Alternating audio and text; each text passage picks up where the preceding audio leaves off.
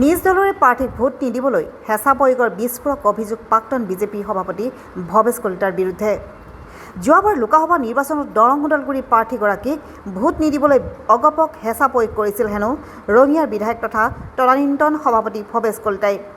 নিজ দলৰ সভাপতিৰ দায়িত্বত থাকিও ভৱেশ কলিতাই নিজ দলৰ এগৰাকী সাংসদক নিৰ্বাচনত হৰুৱাবলৈ হেনো ৰচিছিল ষড়যন্ত্ৰ। ইতিমধ্যে ইয়াৰ সম্পূৰ্ণ তথ্য অগপই প্ৰদান কৰিছে বিজেপিৰ শীৰ্ষ নেতৃত্বৰ হাতত। ৰঙিয়া অগপ কৰ্মীয়ে কাৰ্যালয়ত সংবাদমেল সম্বোধন কৰি ফাদিল কৰিলে ভৱেশ কলিতাৰ ৰাজনৈতিক চৰিত্ৰ। কোনো কাৰণতেই ৰঙিয়া সমষ্টিত ভৱেশ কলিতাক গ্ৰহণ নকৰে মিত্ৰদল অসম গণ পৰিষদে। সংবাদমেলত দাঙি ধৰা তথ্য অনুসৰি যোৱা বিধানসভা নিৰ্বাচন অবিভক্ত গুৰেশ্বৰ সমষ্টিৰ পৰা পোৱা ভোটেৰে বিজয়ী হৈছিল ভৱেশ কলিতা। ৰঙিয়া সমষ্টিৰ এটা জিলা পৰিষদত বেয়াকৈ হাৰিছিল বিধায়ক ভৱেশ কলিতা। ৰঙিয়া সমষ্টিৰ পাণ্ডুৰী জিলা পৰিষদত বিৰোধী প্ৰাৰ্থীৰ ওচৰত ৩,৪৫০টা ভোটত পৰাজিত হৈছিল ভৱেশ কলিতা। ৰঙিয়াত ভৱেশ কলিতাৰ অগ্ৰগতি একেবাৰে ন্যূনতম আছিল। গুৰেশ্বৰ অঞ্চলৰ ভোটৰ দ্বাৰাহে বিধানসভালৈ নিৰ্বাচিত হৈছিল ভৱেশ কলিতা। নিজ দলৰ সতীৰ্থক ষড়যন্ত্ৰ কৰি নিৰ্বাচন হৰুৱাবলৈ চেষ্টা কৰা ভৱেশ কলিতাৰ বিৰুদ্ধে কি ব্যৱস্থা গ্ৰহণ কৰিব বিজেপি নেতৃত্বই, সেয়া হ'ব লক্ষণীয়। News desk report, AIN live. জনাইছোঁ আমাৰ অসম গণ পৰিষদ ৰঙিয়া সমষ্টি সমিতিৰ তৰফৰ পৰা যি আজি সংবাদমেলৰ আয়োজন কৰা হৈছিল আৰু এই সংবাদমেলত ইতিমধ্যে আপোনালোকক কিছু কথা অৱগত কৰিলে ৰঙিয়া সমষ্টি সমিতিৰ অসম গণ পৰিষদ দলৰ সন্মানীয় সভাপতি লীলাধৰ হালৈ ডাঙৰীয়াই।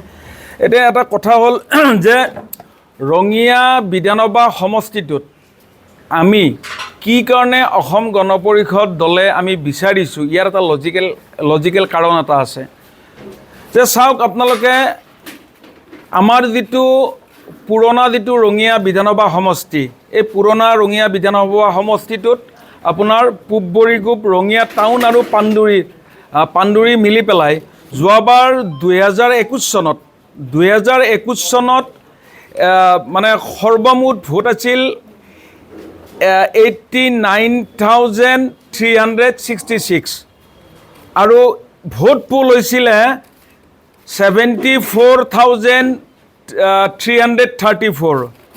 ইয়াত আমাৰ মিত্ৰ দল ভাৰতীয় জনতা পাৰ্টীয়ে লাভ কৰিলে 38,190 আৰু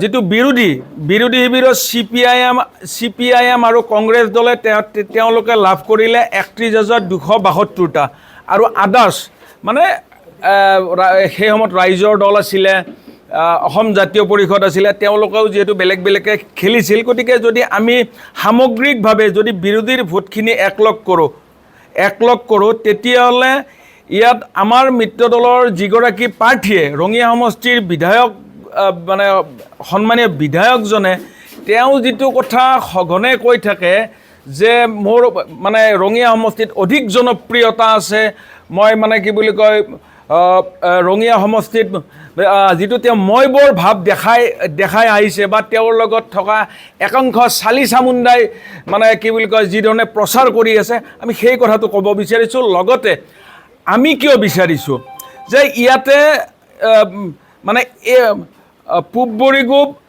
ৰঙিয়া টাউন আৰু পাণ্ডুৰী এই তিনিটাৰ ভোট মানে ভাৰতীয় জনতা পাৰ্টী আৰু আমাৰ মিত্ৰ দলে পোৱা 38,190ৰ লগত যিটো বিৰোধীৰ ভোটখিনি প্লাছ কৰি যদি মাইনাছ কৰোঁ, CPIM দলৰ দৰে এটা দলৰ লগত সেইগৰাকী জনপ্ৰিয় বিধায়কে মাত্ৰ 2046টা ভোটতহে তেওঁ জয়লাভ কৰিছিলে।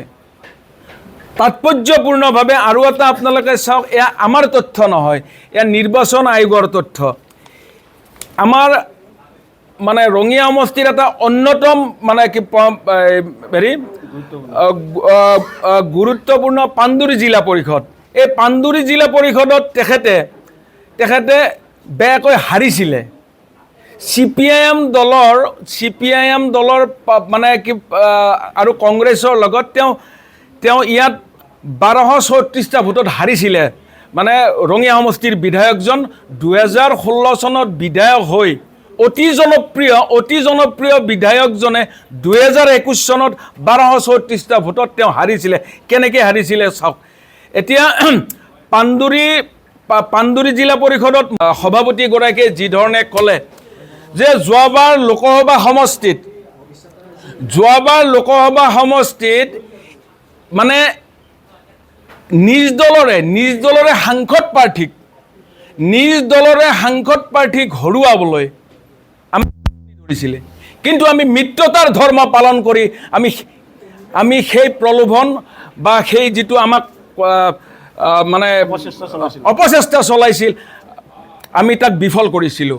আমাৰ কথা হ'ল আমি হিমন্ত বিশ্ব শৰ্মা ডাঙৰীয়াৰ হাত শক্তিশালী কৰিবলৈ আমি অসম গণ পৰিষদ দল আৰু ভাৰতীয় জনতা পাৰ্টি আমাৰ মানে আমাৰ অতিকে মানে পুৰণি আমাৰ মিত্ৰ দল। গতিকে এই মিত্ৰ দলৰ মিত্ৰতা ধৰ্ম আমি পালন কৰি আহিছোঁ, পালন কৰি যাম। আৰু সেই সূত্ৰে আমি এই যিটো আমাক লৈ যোৱা লোকসভাত যিটো মানে বৃথা চেষ্টা কৰিছিলে যে মঙলদৈ লোকসভা মানে সমষ্টিৰ প্ৰাৰ্থীগৰাকীক হৰুৱাবলৈ আমি আগভাগ ল'ব লাগে, কিন্তু আমি মিত্ৰতাৰ ধৰ্ম পালন কৰি পেলাই আমি সেইজন ডাঙৰ মানুহৰ কথা আমি নুশুনিলোঁ।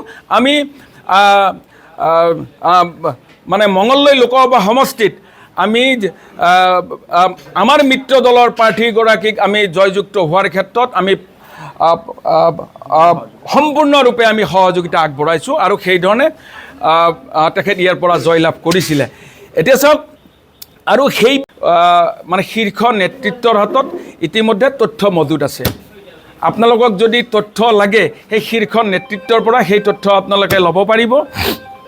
আৰু গতিকে এতিয়া মই ভাৰতীয় জনতা পাৰ্টীৰ নেতৃত্বক মই আহ্বান জনাইছোঁ, তেনেকুৱা এগৰাকী মানুহক আকৌ ৰঙিয়া সমষ্টিলৈ ঠেলি দি এই ৰঙিয়া সমষ্টিটো যাতে ধ্বংস নকৰে তাৰ বাবে আমি আহ্বান জনাইছোঁ। আৰু আমি লগতে আমাৰ দলীয় নেতৃত্ব আৰু ভাৰতীয় জনতা পাৰ্টীৰ নেতৃত্বক আমি আহ্বান জনাইছোঁ যাতে আমাৰ যি আঞ্চলিকতাবাদী ভাৱসম্পন্ন এই ৰঙিয়া সমষ্টিটো আমাক এই পূৰ্বৰ যিটো 3বাৰ বিধায়ক হোৱা চিটটো আমাক ঘূৰাই দিয়াৰ বাবে আমি আহ্বান জনাইছোঁ। যে ৰঙিয়া বিধানসভা সমষ্টি, যি নৱগঠিত ৰঙিয়া বিধানসভা সমষ্টিবাসী ৰাইজ আমাৰ NDAৰ পক্ষত আছে। ডক্টৰ হিমন্ত বিশ্ব শৰ্মা ডাঙৰীয়াক হাত শক্তিশালী কৰাৰ কাৰণে ৰঙিয়াবাসী ৰাইজ অধীৰ আগ্ৰহেৰে ৰৈ আছে। গতিকে যাতে আমি হিমন্ত বিশ্ব শৰ্মা ডাঙৰীয়াৰ হাত শক্তিশালী কৰাৰ ক্ষেত্ৰত যাতে আমি NDAক এখন আসন যাতে আমি তেখেতসকলক উপহাৰ দিব পাৰোঁ, তাৰ বাবে আমি অসম গণ পৰিষদ দলে ৰঙিয়া সমষ্টিটো আমি বিচাৰিছোঁ। আৰু ভাৰতীয় জনতা পাৰ্টীৰ নেতৃত্ব আৰু অসম গণ পৰিষদৰ নেতৃত্বক আমি আহ্বান জনাইছোঁ যাতে আমাৰ যি শক্তিশালী স্থিতি অটুট আছে সেই স্থিতিটোৰে আমি 100% এই ৰঙিয়া সমষ্টিত জয়লাভ কৰিব পাৰিম।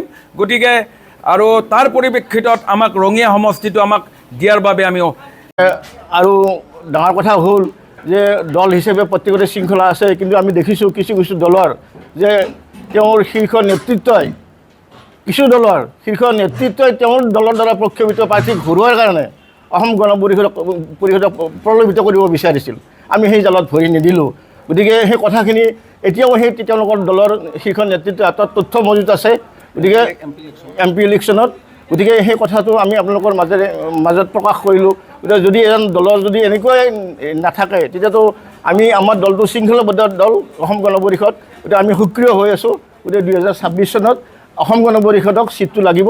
ইয়াৰ বাবে আমি সমষ্টি কমিটিয়ে কেন্দ্ৰীয় সমিতিক আহ্বান জনাইছোঁ আৰু মিত্ৰতাৰ ধৰ্ম পালন কৰি আমি যেনেকৈ মিত্ৰ ধৰ্ম পালন কৰিলোঁ তেখেতসকলকো আমি আহ্বান জনাইছোঁ যে চিটটো আমাক 2026ত এৰি দিয়ক। যিকোনো খবৰ আৰু বিজ্ঞাপনৰ বাবে যোগাযোগ কৰক 7896121996।